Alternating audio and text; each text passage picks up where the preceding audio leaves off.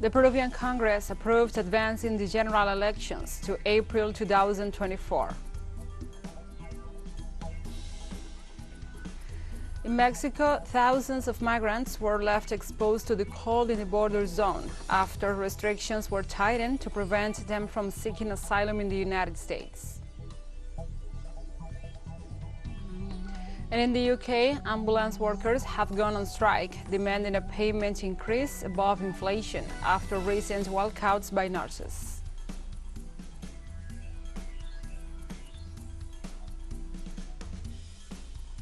From the headquarters of TeleSUR English in Havana, Cuba, this is From the South. I'm your anchor, Gladys Quesada.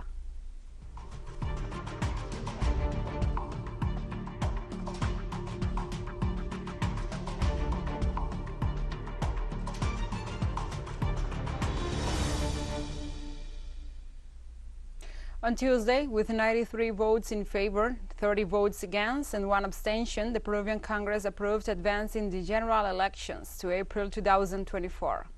The legislative body justified this decision with the need for determinations of the mandates of the executive and legislative branches to coincide at the end of July 2024. However, the bill must be ratified by the next ordinary legislature, which begins on March 1st, 2023. By making such a decision, the Peruvian lawmakers left aside the proposal of President Dina Boluarte, who stated that general elections should be held in December 2023, a possibility that the electoral authorities ratified as technically feasible.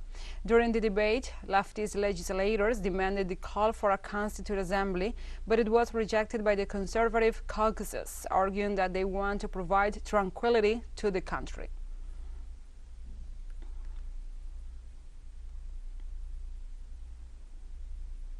On Wednesday, Peru's former First Lady, Lilia Paredes, and her children arrived in Mexico as political asylum seekers after the government of Dina Boluarte decided to grant them safe conduct to leave the country. Peruvian media reported that Lilia Paredes and her 2 minor children will live in Mexican territory under the protection of that nation's government. This has provoked the expulsion of the Mexican ambassador in Peru and warnings from Peruvian authorities due to the pending corruption investigations against Paredes. The Mexican asylum also extends to former President Pedro Castillo, who remains detained in Peru and is being investigated by the Public Prosecutor's Office for crimes of rebellion, conspiracy, abuse of authority, and serious disturbance of the public tranquility. Relations between Mexico and Peru strained following the statements of Mexican President Andrés Manuel López Obrador supporting Pedro Castillo.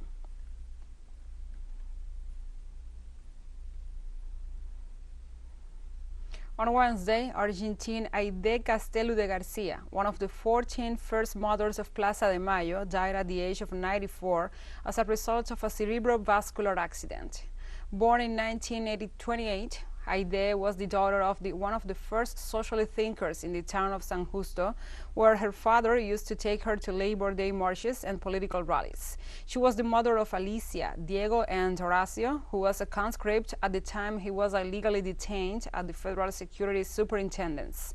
On April 30th, 1977, she joined other mothers in Mayo Square in Buenos Aires to demand justice for the disappearance of her son, Horacio Garcia, and her daughter-in-law, who had been kidnapped in August 1976, and the murder of the so-called Fatima massacre.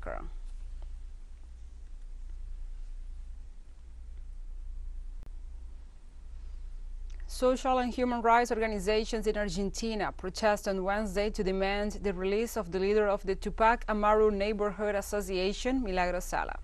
The demonstration will begin at 4 p.m. local time in the city of Buenos Aires, with a gathering at the intersection of May Avenue and July 9th Avenue, and plans to continue with a march towards Plaza de Mayo. Protesters stated they will remain at the plaza until Friday to demand the national government to grant a pardon to Milagros Sala before the end of the holidays.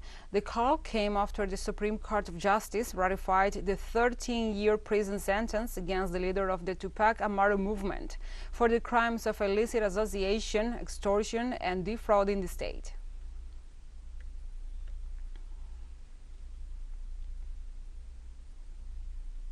On Tuesday, Brazil's federal police arrested the alleged mastermind of the murders of English journalist Dom Phillips and the indigenous activist Bruno Araujo in June in the Amazon region, after he had been declared a fugitive from justice. According to the information released by the federal police, they arrested an individual known as Colombia, who is accused of heading a criminal society dedicated to illegal fishing. The identity of the subject is still not entirely clear, as during investigations he initially showed a Peruvian document, but also carried a Brazilian one, so the police identified him as Rubén Darío da Silva Villar, of Colombian nationality, but this information remains unverified. The suspect was linked to the death of Phillips and Araujo by some witnesses, and 2 of the 7 accused in the case.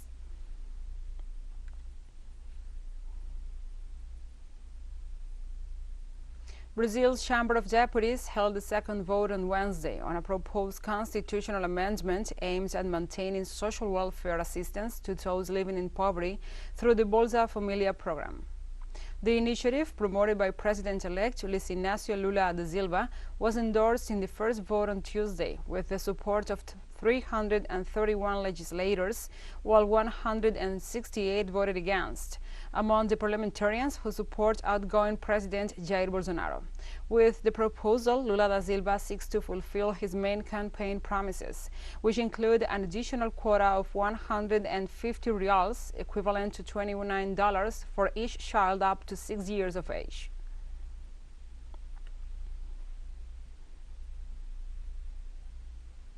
In Mexico, thousands of migrants were left exposed to the cold in the border zone after restrictions were tightened to prevent them from seeking asylum in the United States.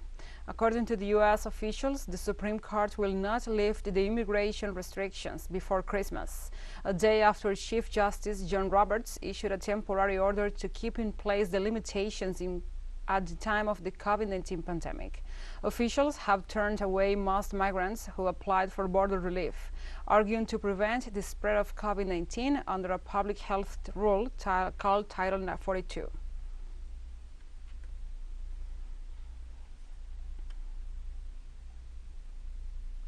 And the Legislative Assembly of El Salvador approved on Tuesday the integral law of the pension system after several weeks of debates and consultations.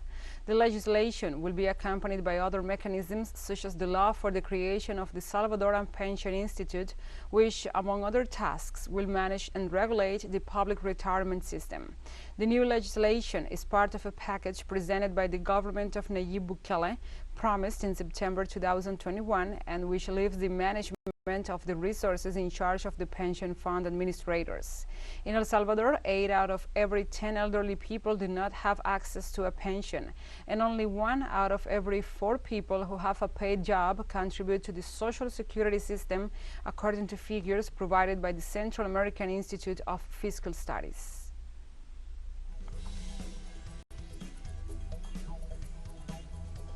Let's take a short break, but first, remember you can follow us on our TikTok account at TeleSUR English, in which you will be able to see news in different formats, news updates, and more.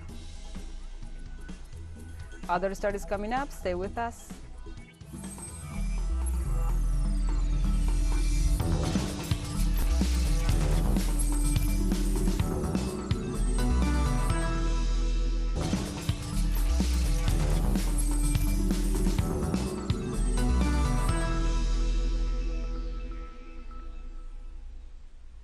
Welcome back to From the South. The Victims Unit of Colombia revealed that a total of 253 indigenous Emberá people settled in Bogotá will begin their voluntary return to Chocó and the department of Cauca on Wednesday.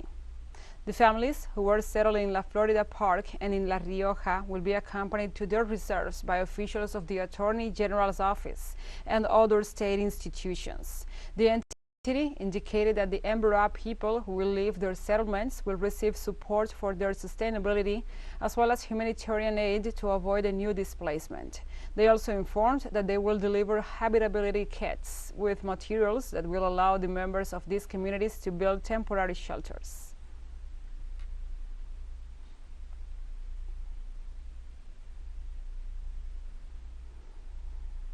In Colombia, a strong fire is reported in the industrial zone of northeast Barranquilla that has already claimed the life of at least one firefighter.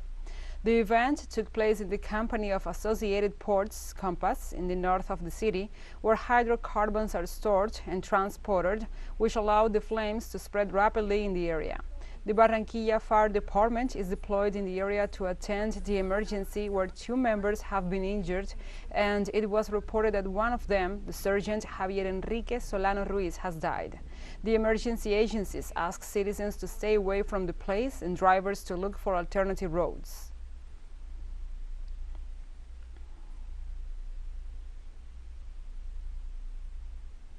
In Bolivia, the national government delivered equipment for municipal hospitals for a value of close to $10 million as part of a state program to reactivate the health sector in order to provide free care to the population. From La Paz, our correspondent Freddy Morales with the details. The value of this health equipment is approximately $10 million. They are distributed to all the country's municipalities as part of a state program to provide free care for the population throughout the single health service. Since its creation, 132 million free services have been provided to the Bolivian people. From medical attention, laboratories, consultations with specialists and medicine, to minor and major surgeries. We're talking about very high-cost surgeries and oncological procedures, such as radiotherapies and chemotherapies, dialysis, and even renal transplants.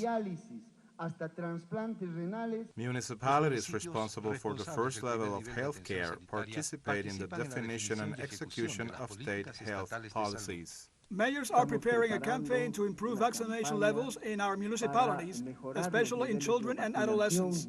We are coordinating this with the health minister. We will also have a plan to improve the regulations in the municipal governments so that we can all improve our vaccination level. The equipment consists of 7 items, including X-ray machine, ultrasound scanners, electrocardiographs, secretion aspirators, pulse oximeters, high-flow generators, and 12 drug carts.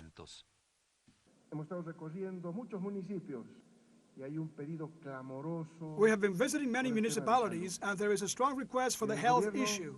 Since we took over the national government, we have decided that the best social policy we can undertake in the country is health for the Bolivian people.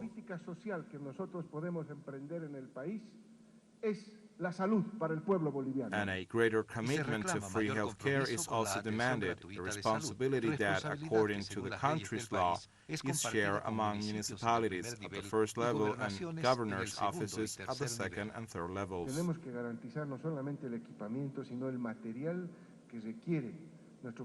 We have to guarantee not only the equipment, but also the material required by our medical health personnel to be able to attend to the population. And this requires a budget. It requires that the mayors and our government spend a large part of these resources on health care. In the year of the de facto government, between 2019 and 2020, which coincided with the beginning of the COVID pandemic, state health programs declined to the point that new hospitals built by the government of Evo Morales were not put into operation, and negotiations were executed in the purchase of equipment such as ventilators, which were urgently needed at the time. Freddy Morales, TeleSUR, Bolivia. In the UK, ambulance workers have gone on strike, widening a dispute with the government over its refusal to increase pay above inflation after recent walkouts by nurses.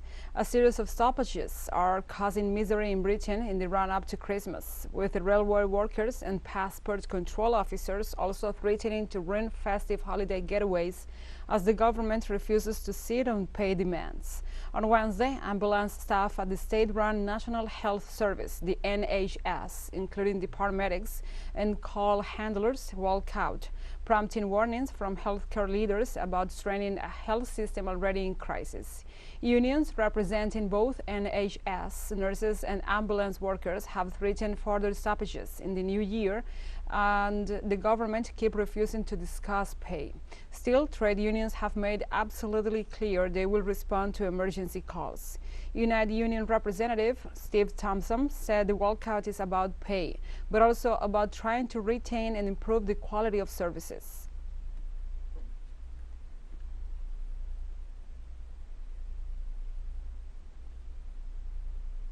The International Energy Agency said on Wednesday that the European Union faces a potential shortfall of almost 30 billion cubic meters of natural gas in 2023. To counteract this reality, the EU is promoting joint gas procurement under the energy platform and is on track to meet its goal of reducing gas demand by 15%. The Vice President of the European Commission, Maros Sefcovic, made these statements after a high-level roundtable on EU joint procurement of natural gas. As the largest natural gas importer in Germany, Uniper sells natural gas to hundreds of energy suppliers and companies. It has been suffering huge losses due to the impact of the conflict in Ukraine and the bloc's sanctions imposed on Russia.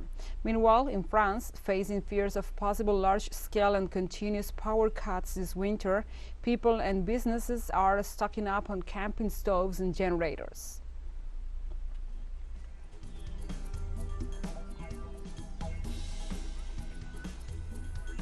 And we have more news coming up after a final short break, so stay with us.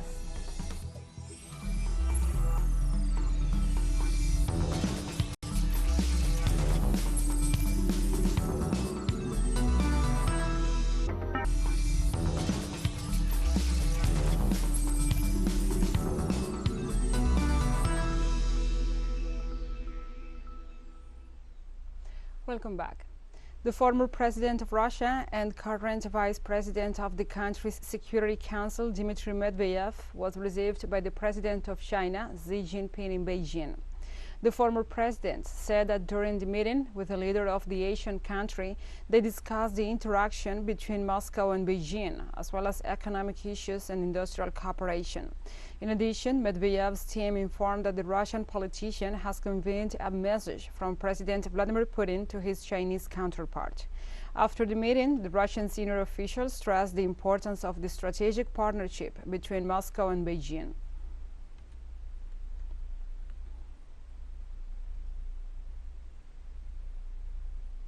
And the Japanese yen jumped to a 5-month high against the United States dollar after the Bank of Japan surprised markets on Wednesday by widening the target range for its 10-year government bond yield. The yen increased to around 130 to the US dollar, the highest since early August, following the policy move of the Bank of Japan to address mounting costs connected to its long-standing monetary easing measures. The BOJ said its yields on 10-year Japanese government bonds will be adjusted from a range of plus and minus 0.25% to a range of plus and minus 0.5%. The central bank also said it had opted to maintain its yield target, adding that it will substantially raise the amount of bonds it purchases.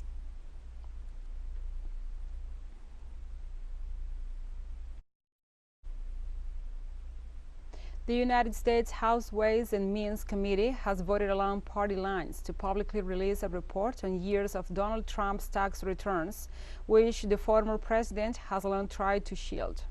Now that lawmakers have voted 24-16 to move forward with plans to release the returns, it's unclear how quickly that could happen. But after a years-long battle that ultimately resulted in the Supreme Court clearing the way last month for the Treasury Department to spend their returns to Congress, Democrats have been under pressure to act aggressively. The committee received 6 years of tax returns for Trump and some of his business, and with just 2 weeks left until Republicans formally take control of the House, Wednesday's meeting could be the last opportunity for Democrats to disclose whatever information they have discovered.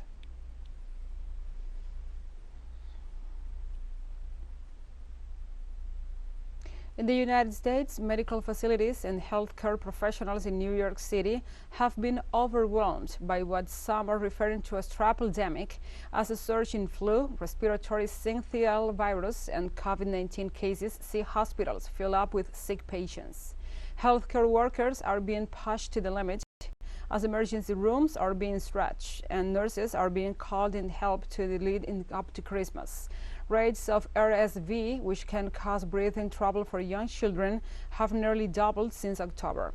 With the city witnessing large crowds due to the festive season, authorities are not taking any chances. Earlier this month, the city issued a health advisory recommending mask wearing at crowded public areas, indoors, and when riding on transport systems, so as to slow the transmission of viruses.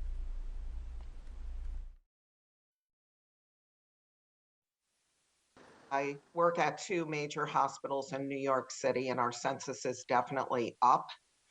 In the ERs, you have hallway patients, which there aren't enough rooms to house the patients coming in. So we open up corridors in the hallways. We open up hallway beds in the ER itself. And I'm seeing a lot of rapid response assignments coming out for nurses, which tells me that it is all over New York. And we have come to the end of this news brief. But remember, you can find this and many other stories on our website at telesurenglish.net. And also, if you feel so inclined, please join us on social media for all the latest news. We are on Facebook, Twitter, Instagram, Telegram, and TikTok. For TeleSUR English, I'm your anchor, Gladys Quesada. Thank you for watching.